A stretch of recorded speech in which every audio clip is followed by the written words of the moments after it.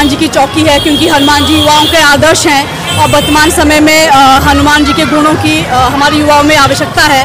तो इस करके ये चौकी चलती है। तो आज 108वीं चौकी की ये यात्रा निकल रही है और ये बहुत ही भव्य यात्रा है और सभी लोगों ने बहुत मेहनत की है। तो मैं पूरी टीम को बहुत बहुत बधाई देती हूँ कि उन्होंने इस भव्य आयोजन का किया और इसमें सर्व समाज को जोड़ा। अच्छा मेरे को बताइए, जिस प्रकार से हिंदू समाज को कहा जाता है कि ये तो बटा हुआ है, क्या सच में इस यात्रा को देखने के बाद?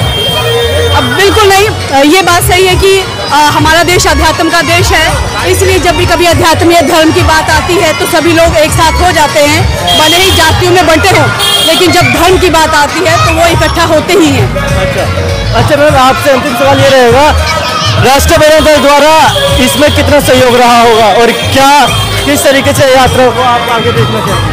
अंतर्राष्ट्रीय हिंदू परिषद, राष्ट्रीय बजरंग दल और हिंदू हेल्पलाइन ये एक ही संगठन के कार्यकर्ता हैं और ये सभी लोग मिलकर जो इस आयोजन के सहयोगी हैं, भागीदार हैं।